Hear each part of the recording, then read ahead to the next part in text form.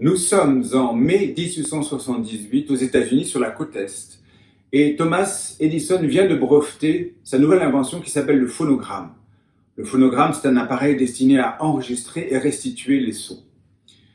Ce jour-là, la revue North American Review, dans le numéro 262, volume 126, publie un article de Thomas Edison qui s'intitule « The Phonograph and its Future », le phonographe et son futur. Dans cet article, Thomas Edison fait la liste des applications possibles de son invention. Et dans cette liste, les 3 premières applications possibles sont, premièrement, l'enregistrement des correspondances, deuxièmement, le livre audio, et troisièmement, l'apprentissage en général et celui de l'élocution en particulier. Alors, Thomas Edison mentionne ces différentes applications, mais il est certain d'une seule chose, ça va servir à remplacer les correspondances.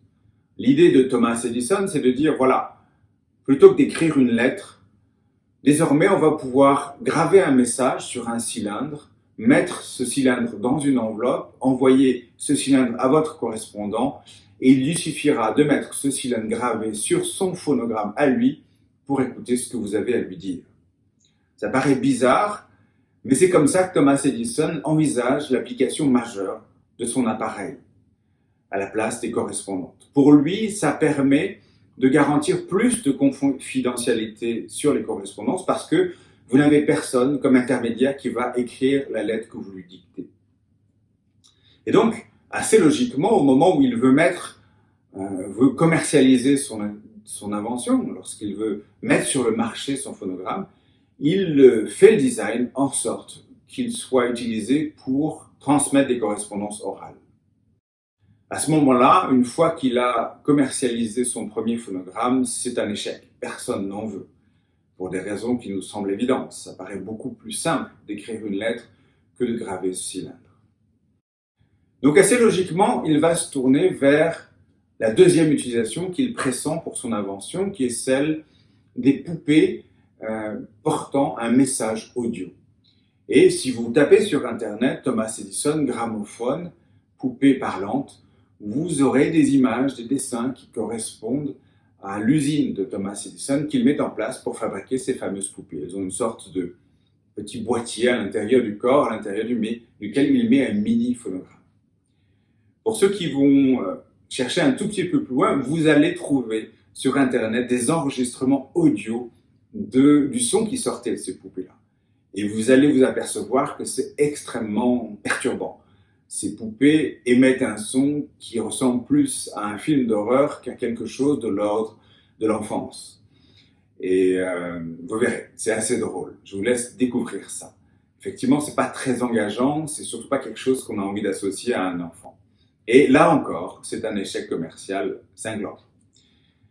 Il se trouve que pendant ce temps, un certain nombre de gens ont eu l'idée d'utiliser le phonographe d'une toute autre manière. Ils achetaient des phonogrammes, ils traçaient une fente à l'intérieur de l'appareil pour qu'on puisse mettre une pièce, et puis dès lors que l'on avait mis la pièce dans l'appareil, ils se mettaient à jouer un air folklorique, une musique traditionnelle ou un air populaire. Ils avaient inventé le jukebox. Le jukebox, contrairement à toutes les autres applications qu'imaginait Thomas Edison, connut un succès faramineux. Quasiment du jour au lendemain, on en a trouvé dans tous les bars, dans tous les saloons des États-Unis, et c'est devenu quelque chose de très important commercialement. Alors à ce stade de l'histoire, on pourrait se dire « Waouh, Thomas Edison devait être très heureux d'avoir enfin trouvé l'application commerciale de son invention. » Et pas du tout. C'est ça qui est intéressant à analyser du point de vue de la théorie de l'innovation, c'est que Thomas Edison refusait absolument qu'on utilise son appareil à ses fins. Il refusait l'invention du jukebox. Il disait que c'était dévaloriser son invention. Il disait que c'était bien moins important que ce qu'il avait en tête. Et pendant longtemps, quand je dis longtemps, c'est quasiment une vingtaine d'années, il va systématiquement dénigrer le jukebox, il va systématiquement refuser cette application commerciale de son invention. Il faudra à peu près 20 ans pour qu'il accepte de dire que c'était finalement la seule et la meilleure utilisation possible du gramophone, du phonogramme. Voilà, cette histoire illustre pour moi un phénomène extrêmement important d'innovation que l'on peut appeler le que j'appelle le syndrome de Vasco de Gama, et qui fait que les inventeurs, l'inventeur ou les inventeurs, le groupe de gens qui est porteur de son invention, ne sait jamais exactement comment est-ce que son invention va être utilisée. Il est incapable, en quelque sorte, de prévoir la manière dont son invention va être utilisée. J'appelle ça le syndrome de Vasco de Gama parce que j'ai écrit un livre entier là-dessus qui s'appelle précisément le syndrome de Vasco de Gama. Peu importe ce nom-là, retenez l'idée que le groupe d'inventeurs est incapable d'imaginer ce qu'il est en train de faire. Ce qu'il a en tête n'est pas la manière dont les gens vont l'utiliser. Les histoires correspondant à ce syndrome sont légion. Les gens qui ont inventé le téléphone, par exemple, imaginaient qu'il serait utilisé pour transmettre des informations financières entre des bourses distantes. Pas du tout. Il a été utilisé par les gens pour ce qu'on appelle la conversation, tout simplement. Pareil pour les gens qui, en France, dans les années 80, ont inventé le Minitel. Ils imaginaient que ce serait l'accès à une gigantesque base de données, que ce soit les résultats de l'université, que ce soit les horaires des trains, que ce soit le catalogue d'une bibliothèque, par exemple. En réalité, le Minitel a été largement utilisé uniquement comme l'accès à des conversations de type érotique, ce qu'on appelle le Minitel rose. Voilà, donc c'est une généralité, c'est un concept extrêmement important, le syndrome de Vasco de Gama, cette espèce d'aveuglement des inventeurs face à ce qui va se produire. Il faut, pour ceux qui ont l'ambition de porter un projet d'innovation, ils doivent retenir deux choses.